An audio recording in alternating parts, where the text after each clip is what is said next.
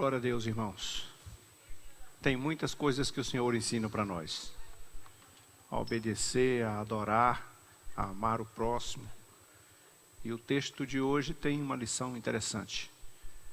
É bem notório que no princípio, da igreja, e às vezes a gente faz tanto elogio à igreja primitiva, que era a igreja poderosa, santa e tal. Realmente eles tinham muitas virtudes. Mas eles tinham também muitos defeitos, e muitos defeitos mesmo, daqueles que praticavam certas aberrações, Mas uma das coisas que também foram se concretizando, fui aprendendo aos poucos, foi essa ideia do judeu entender que todo mundo tem direito à salvação. Parece que essa ideia do judeu, ela não ficou só lá no judaísmo, não. Ela também entrou dentro das nossas comunidades cristãs, das nossas igrejas santas, evangélicas. Nós também nós fizemos nossos partidos denominacionais, e de vez em quando também nós achamos que somos o dono da salvação, que está tudo no nosso comando, que nós somos os únicos que têm o nome escrito na testa, santidade ao Senhor.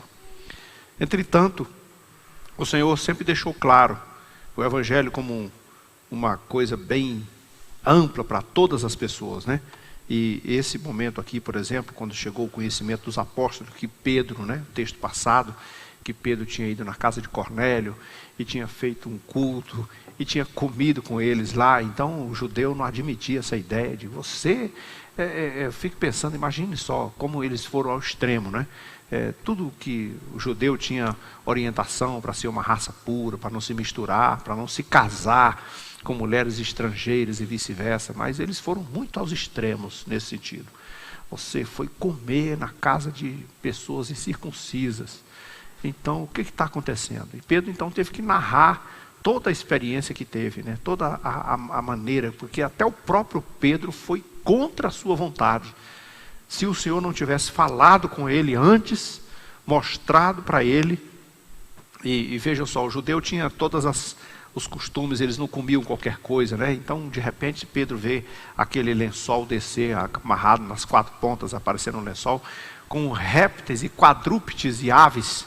Imagine, até feras estavam lá. Imagine que Pedro tenha visto lá lobo, onça, e aves, urubu, seja lá, tudo quanto era coisas que ele jamais imaginava que isso pudesse servir de alimentação. A voz lhe disse: Pedro, levanta, mata e come.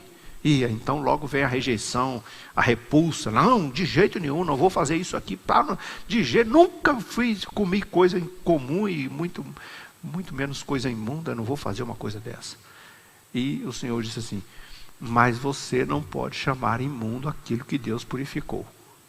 Agora, o interessante é que Pedro viu essa cena 3 vezes naquele súbito que teve, e nas 3 vezes o dito cujo lençol ia para o céu. Ou seja, o Senhor levava com tudo. Não ficava nada aqui para ele contar a história. Quando os irmãos enviados por Cornélio estavam lá fora e contaram a história, e o Senhor já tinha dito para ele: vá com eles, não hesite. E ele dizia: irmãos, eu fui lá, eu comecei a pregar a palavra que ele contou a todos nós. Tive uma visão, um anjo de Deus veio aqui, se pôs em pé na minha frente e disse: olha, tuas ofertas foram atendidas, foram vistas, o teu sacrifício, então vai lá, manda chamar Pedro. Nós vimos isso aqui na semana passada. O Pedro era o único que tinha nesse momento a legalidade para pregar o evangelho, porque o anjo não podia fazer, o anjo podia indicar, mas ele mesmo não podia pregar e evangelizar, não era a prerrogativa dele.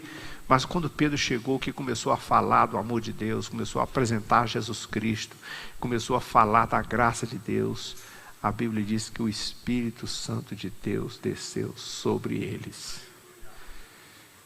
Olha, Pedro não estava orando para Jesus batizar, ele não estava fazendo campanha nenhuma, não estava impondo as mãos sobre ninguém, simplesmente estava pregando.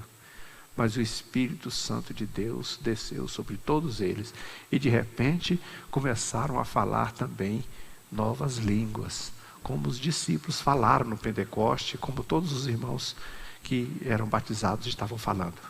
Então, imagina o impacto, aquela emoção. E os irmãos que estavam lá na companhia com Pedro ficaram atônitos. Mas não é possível. Esse povo é gentil, esse povo... Não, você já pensou como nós julgamos? Como nós somos hábeis nisso aí? Vejam, Jesus, quando contou aquela parábola do samaritano, nos mostrou uma coisa interessante. Disse, o judeu perguntou para ele, o doutor da lei, quem é o meu próximo? Porque para judeu, o meu próximo é outro judeu. O meu próximo não é um gentio, o meu próximo não é um samaritano. Agora, Jesus vai contando a parábola do samaritano e vai criando uma cena para ele não ter escolha na hora que ele mesmo tinha que responder, porque era uma habilidade de Jesus fazer a pessoa responder a sua própria pergunta. Porque ele respondia a pergunta fazendo outra. Aí diz, olha, o sujeito estava lá, caiu na mão dos salteadores, e implicitamente, está implícito aí, era um judeu. Passou o sacerdote, o cara que era o responsável pela adoração. Passou um levita, o homem do louvor, do serviçal da igreja. Todos eles ignoraram e viraram as costas. Aí Jesus disse assim, aí vinha de viagem um samaritano. Buscou a escória. Buscou um sujeito que não era considerado um servo de Deus. Buscou alguém que era uma repulsa. Buscou alguém a quem o judeu enojava. E achava que não tinha nenhuma chance de chegar na presença do Pai. E Jesus pega esse sujeito e faz, na sua narração, faz com que todo mundo compreenda que foi aquele estrangeiro desconsiderado, considerado uma escória da sociedade, foi ele que se moveu de íntima compaixão pelo sujeito agredido. E cumpriu o papel que tinha que cumprir. Curou as suas feridas, passou azeite, passou vinho, carregou nos braços, levou para a sua cavalgadura, levou lá para dentro da estalagem, pagou a conta dele, meteu a mão no bolso, era generoso, era a mão aberta, não era o sujeito mesquinho, pagou a conta dele, autorizou a fazer mais despesas com ele. Olha, eu vou fazer a minha viagem, quando eu voltar, se precisar, pode comprar remédio que tiver, pode gastar com ele o que você quiser. Obviamente, já estava pagando a conta dele na estalagem, na hospedaria. Ainda botou a mão no bolso, deixou 2 dinheiros, 2 denários, 2 dias de serviço. Geralmente uma pessoa trabalhava de 6 às 6 por um dia de serviço, e ganhava um denário por dia, e deixou 2 notas lá para ele. Toma conta desse sujeito, isso aqui é para você comprar alguma coisa. Se precisar, gaste mais, porque eu vou à minha viagem, quando eu voltar, eu pago a conta. Tudo que você gastar, eu vou cuidar dele. Jesus faz toda essa narração para depois fazer o cara responder a própria pergunta. Quem te parece ter sido próximo daquele que caiu nas mãos dos salteadores? E ele teve que engolir seco. E não podendo falar a palavra samaritano, falou assim, aquele que usou de misericórdia para com ele. Engolindo seco, Jesus falou assim, vai tu e faz o mesmo. E agora? Agora, veja só, e por causa disso, e mesmo assim os discípulos, né, com todos esses ensinamentos que Jesus deu, com toda essa narrativa, ainda havia essa resistência. Meu próximo é outro judeu, não um samaritano, não. Um sujeito lá de Cesareia, não.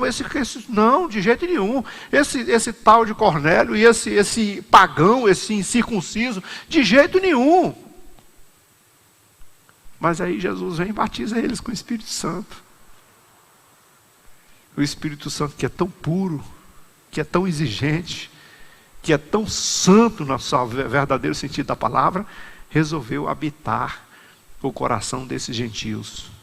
Aí a situação ficou tão complicada que Pedro falou assim, irmãos, eu vendo que eles estavam recebendo o mesmo Espírito que nós recebemos, e que o Senhor não negou a eles a mesma graça que deu a nós, e o Senhor inseriu neles o mesmo poder que Ele nos deu no início, o que eu ia fazer?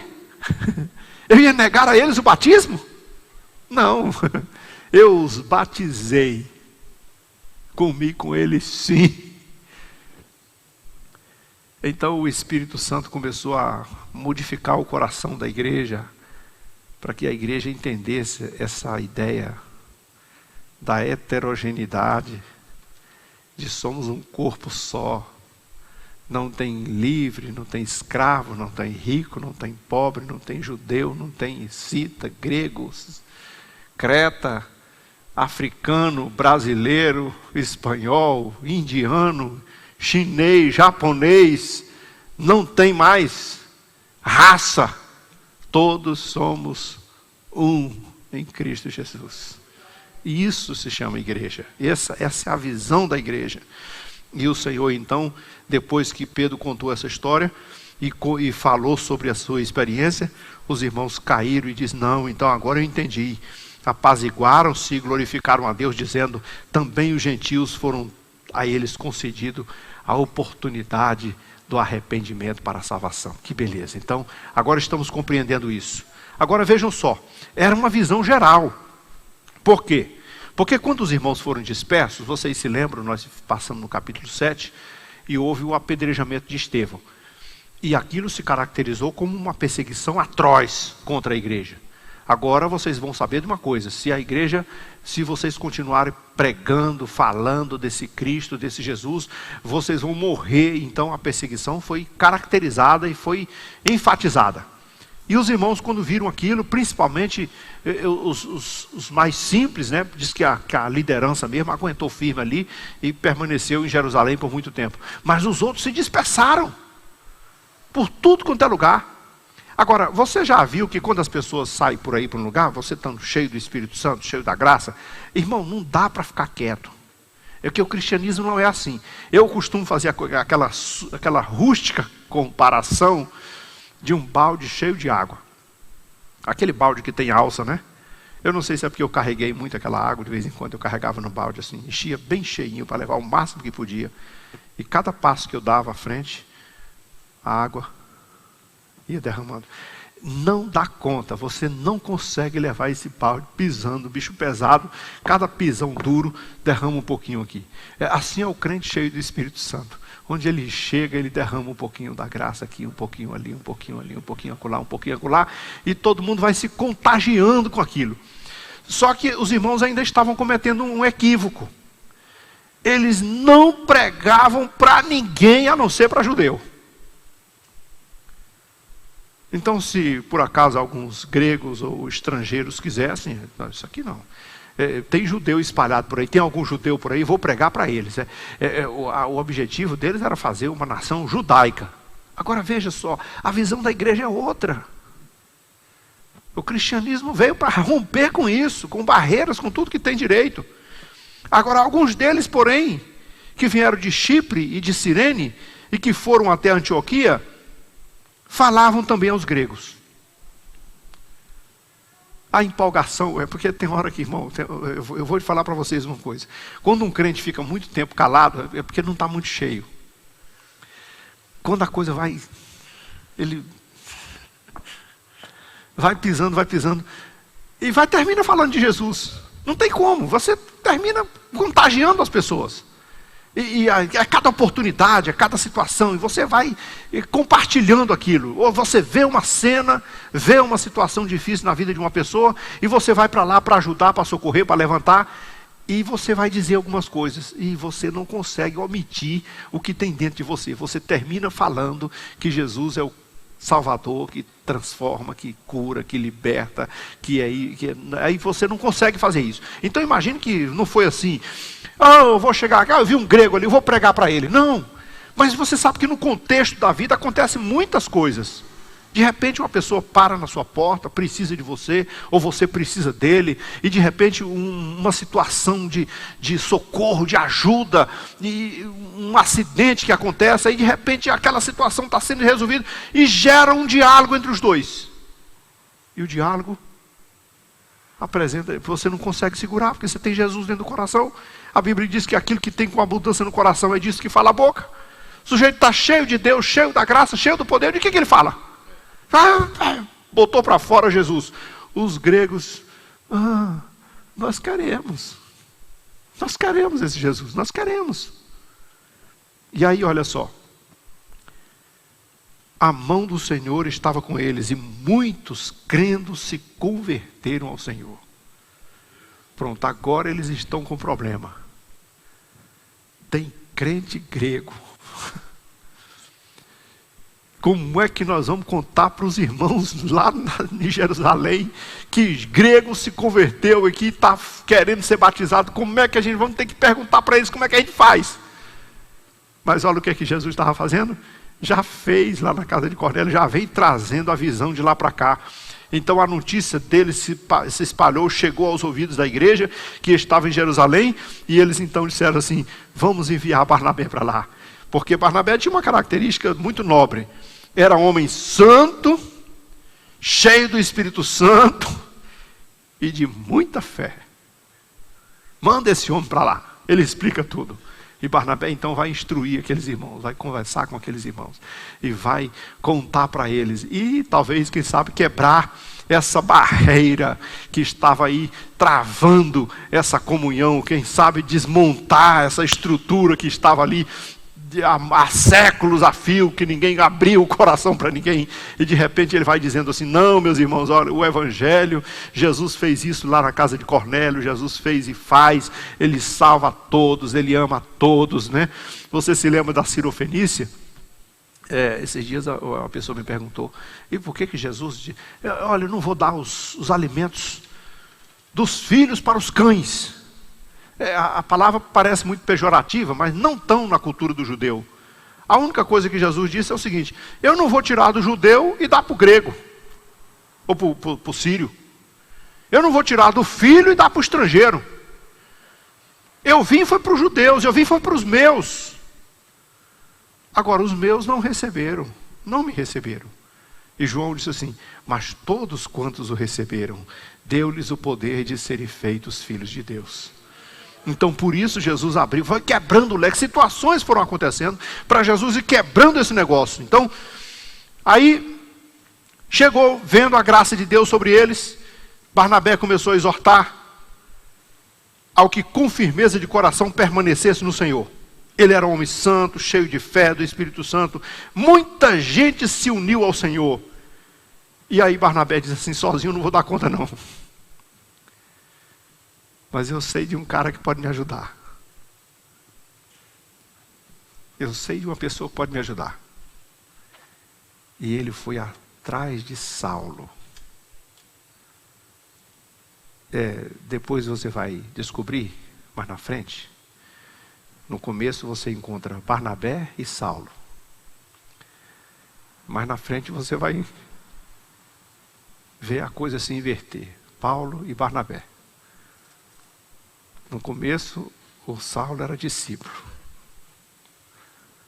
E Barnabé, além de ser um homem cheio de fé, de graça, de autoridade espiritual, ele tinha também o dom de discipular, de fazer com que as pessoas, ele tinha também a capacidade de formar obreiro, de ajudar as pessoas a crescerem. Você sabe que isso é uma virtude, irmãos, de uma das maiores. A gente vê o Barnabé em várias cenas da Bíblia, e essa é uma delas. E praticamente podemos dizer assim, Paulo foi um grande homem de Deus e foi um dos maiores apóstolos que se registra na Escritura Sagrada, um dos maiores escritores, praticamente autor de quase todas as epístolas, assim, a maioria absoluta. Mas Paulo não foi Paulo sem Barnabé.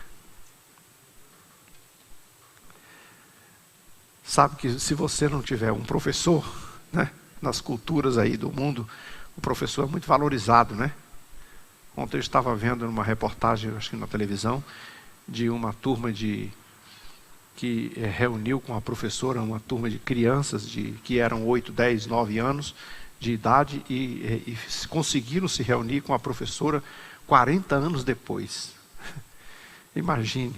Aquela turma de veteranos, já tudo velhão, com aquela senhora idosa, vivenciando quase que a turma toda, né? E todos testemunhando o que ela passou, a experiência que ela deu, o conselho que ela passou. Ela colocou a vida dela em nós, por meio do ensinamento. Um discipulador é uma coisa tremenda. Ele é influenciador, ele muda a atitude, o coração das pessoas. E Barnabé, quando disse assim, tendo encontrado, levou para Antioquia, e por 1 ano se reuniram naquela igreja e ensinaram numerosa multidão em Antioquia.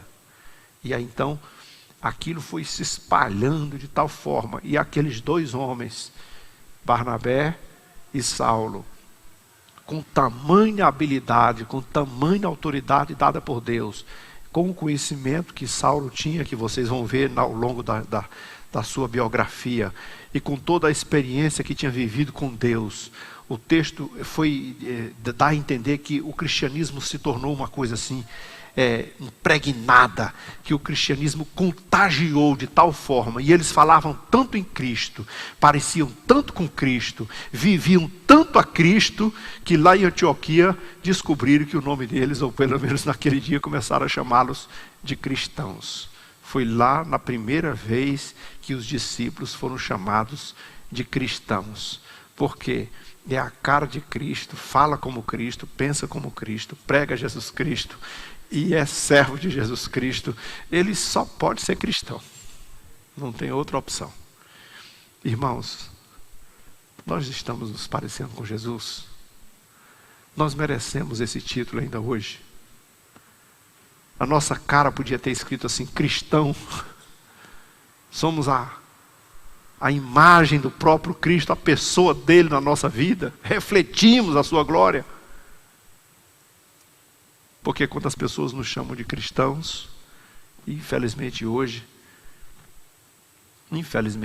cristão se tornou uma coisa tão generalizada. Quando Jesus contou aquela parábola do grão de mostarda, ela deixa entender muito bem que isso aconteceria.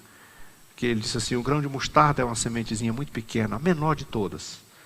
Mas lá no meio das hortaliças, quando ela cresce, ela fica a maior de todas também, a maior das hortaliças.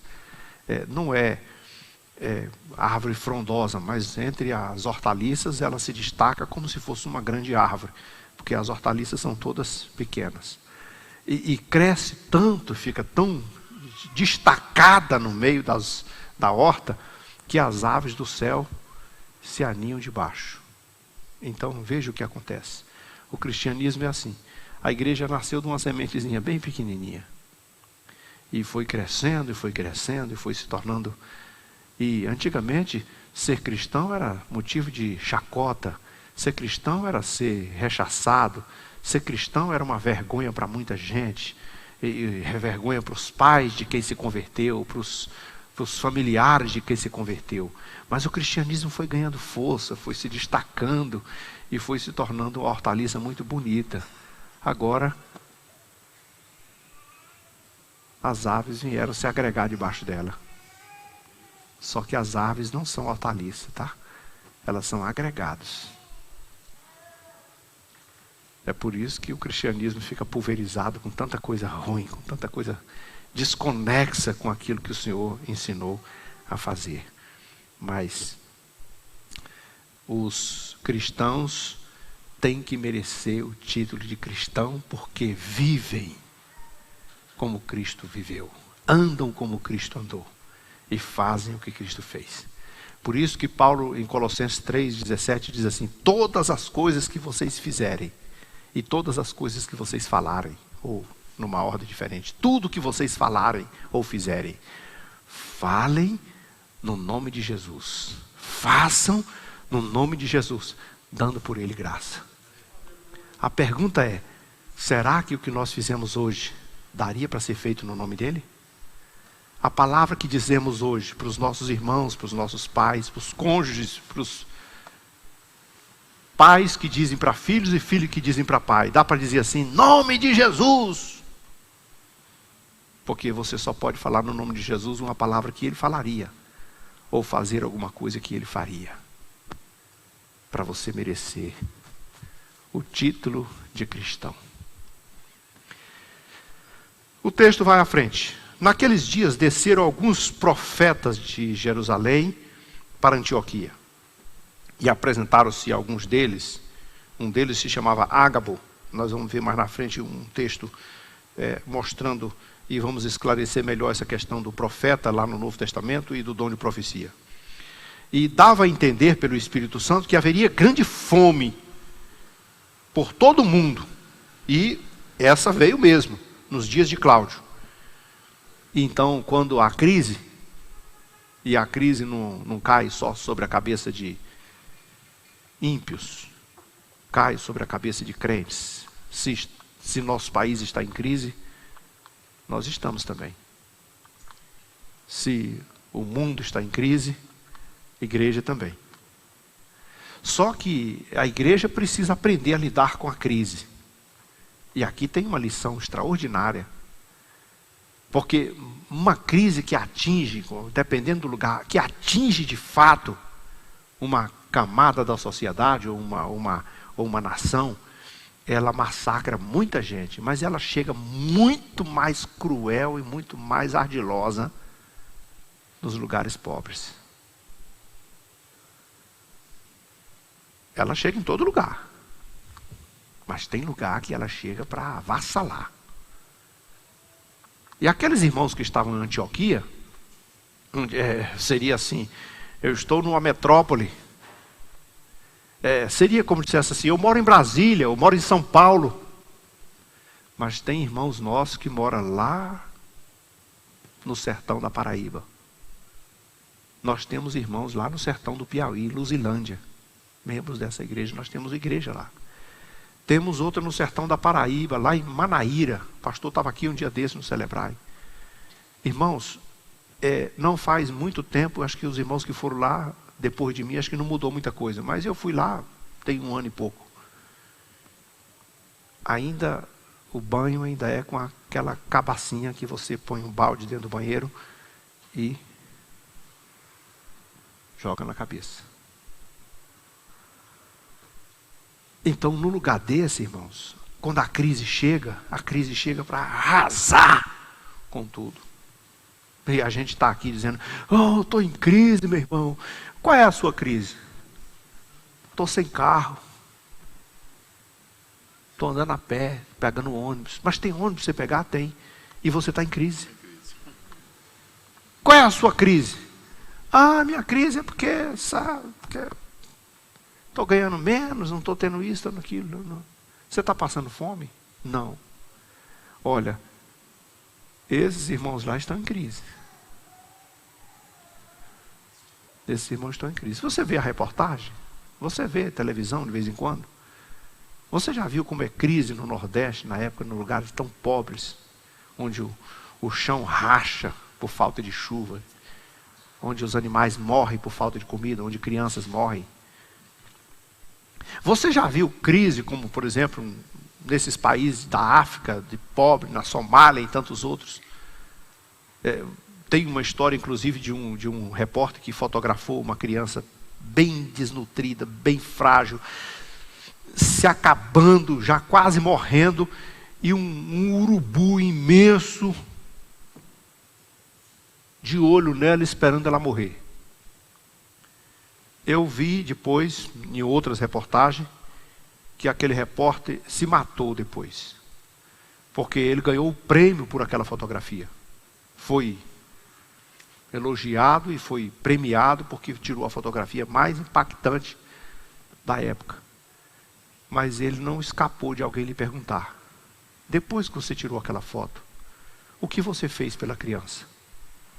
Deixou ela morrer ou você socorreu, fez alguma coisa? Ele não teve a resposta. Se deprimiu e se matou. Essa informação que eu li. Sabe por que nós estamos falando sobre isso? Os discípulos lá que estavam em Antioquia, que estavam no meio dos gregos, que estavam na capital, nas cidades maiores, nas estruturas melhores, estavam em crise. Porque todo mundo estava com fome. A fome sobreveio sobre todo o mundo. Mas aqueles irmãos, conforme as suas posses, resolveram enviar socorro aos irmãos que moravam na Judéia. Porque lá na Judéia a crise era de verdade. Era maior. Lá na Judéia a pobreza era grande. Sabe que o cristianismo, irmãos, não é só evangelho. O cristianismo não é só salvação de alma. Um dia o Senhor Jesus estava com os discípulos num deserto. E foi a ele, ao encontro dele, uma multidão muito grande. Segundo os registros da Bíblia, tinha 5.000 homens, sem contar com mulheres e crianças. Devia ter de 10 a 15 mil pessoas. Mais tarde, quando foi chegando ao final do dia, os discípulos foram chegando para perto de Jesus e disseram: mestre, eu acho que está na hora do Senhor mandar esse povo embora. Está ficando de noite. E eles não comeram nada, passaram o dia todinho sem comer aqui, só ouvindo a palavra. A palavra é bom, mas eles vão passar fome. E Jesus falou: tá certo, despede eles. Foi assim? Não, Jesus disse: não, vocês vão dar comida para eles. Sabe o que Jesus falou? Sabe? Porque a gente só entende, a gente só olha aquele lado do milagre, a gente só olha que Jesus chamou porque queria fazer um milagre. Mas o que Jesus está dizendo ali é o seguinte: é responsabilidade da igreja também alimentar os famintos de pão, além de Bíblia, além de salvação, além de palavra. E esses irmãos aqui entenderam isso. Foi por isso que eles mandaram socorro. Não está dizendo aqui que os irmãos pediram. Não está dizendo aqui que eles mandaram uma cartinha: socorro, estamos passando fome, vê se os irmãos mandam. Não está dizendo nada disso. Está dizendo que eles sabiam que os irmãos de lá estavam com maior necessidade do que eles. E compartilharam conforme as suas posses e fizeram lá a vaquinha, tiraram a coleta, aprenderam a tirar a oferta e disseram: vamos ajudar nossos irmãos que estão lá na Judéia, porque eles precisam mais. Nós estávamos aqui no seminário de casais esse final de semana, e o pastor que veio de lá, o pastor Pereira, que por sinal trouxe ensinamentos fantásticos sobre essa questão da economia, dos nossos recursos. Mas ele disse assim: olha, Deus nos dá pão para comer e semente para semear. Isso aí todo cristão pode se gloriar, dizer assim: nunca faltou pão na minha casa. Mas Deus dá pão para comer e semente para semear. E tem muita gente passando fome porque comeu a semente. Você tem que semear para poder receber, para poder colher.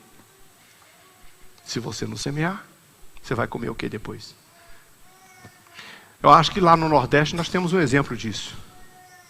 Os irmãos talvez ficaram desanimados porque secou, porque ficou difícil e não semearam. Vamos semear, não. E aí foi obrigado o governo dar cesta para comer, porque não tinha mais pão para comer. Na vida espiritual, Jesus ensinou assim: dai e ser-vos-á dado, com medida, recalcada, sacudida e transbordando deitarão o vosso regaço. E é servir para ser servido, compartilhar. É claro, o pastor ensinou: não desperdice, não jogue as coisas fora, faça com toda cautela, mas não deixe de semear. E semear é isso aqui. Além de ser dizimista, fiel a Deus, dar oferta, contribuir com a obra missionária, com os nossos missionários que estão lá no campo, também atender às necessidades dos necessitados. E que eles, com efeito, fizeram enviando aos presbíteros, aos pastores, por intermédio de Saulo, de Barnabé e de Saulo. Os irmãos levem para lá e ajude os nossos irmãos, porque os nossos irmãos estão pedindo socorro, eles estão carentes de alimento. E nós, como igreja, nós temos o dever de cuidar uns dos outros. Vamos orar.